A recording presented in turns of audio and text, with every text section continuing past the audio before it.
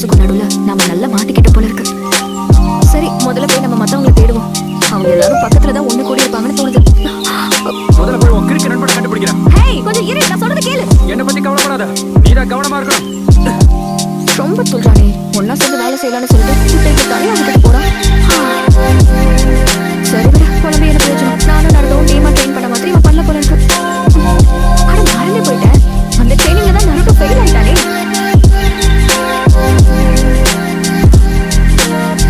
அது சரி, இந்த அம்மா யாரு?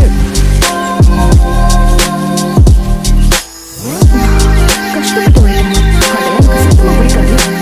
இங்க இருக்கிற பொருளெல்லாம் கரெக்டா வேலை செஞ்சிருந்தா எனக்கு வேலை இருந்திருக்காது. அதனால இப்ப வேற வழியே சீக்கிரமா வேலை முடிச்சுட்டு கிளம்புவோம். கவலையப்படாத, சீக்கிரமா உங்களுடைய கதையை முடிச்சுட்டு நான் இங்கிருந்து வெளியே போய் எங்கிருவேன். ஆரம்பிக்கலாமா?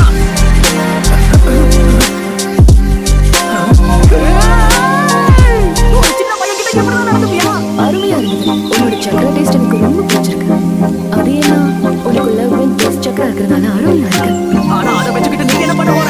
என்னோட கலெக்ஷன்ல சூப்பரா இருக்கும். உனக்கு ஃப்ரெஞ்ச் பிடிக்குமா, மத்தது பிடிக்குமான்னு சொல்லு. சாப்பாடை பத்தி பேசுறியா?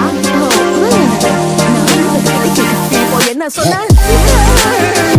உன் என் வயசுல என்ன போற?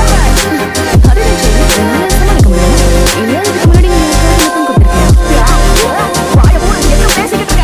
இவ்வளவு போய் சாப்பிட்டாலும் நடக்காம இருக்கும்னு நினைக்கிறியா?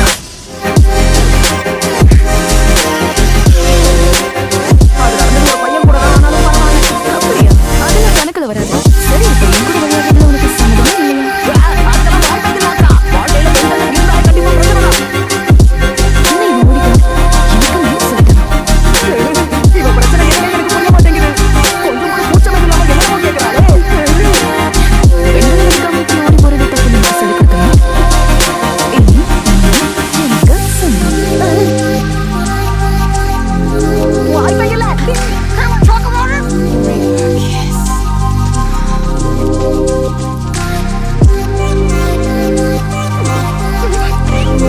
என்ன?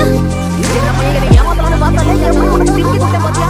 பரவாயில்ல, நானும் என்ன ஒண்ணு நினைச்சேன். ஆனா உனக்குள்ளேயும் நிறைய திறமை இருக்கு. எனக்கு தான் அது பிடிக்கல. கொஞ்ச நேரம் ஒரு இடத்துல அமைதியா இருந்திருந்தேன்னா உனக்கு ஒரு நல்ல சவ கொடுத்திருப்பேன் தம்பி. இப்ப உண்மையான நடுக்க கண்டுபிடிப்பாப்பா.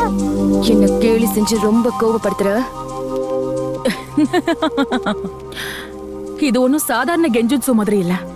வேற ஒரு டிமென்ஷனை சேர்ந்த இந்த இடத்தை நானே உருவாக்கி இந்த இடத்துக்கு இப்போ சம்மன் பண்ணிருக்கேன்.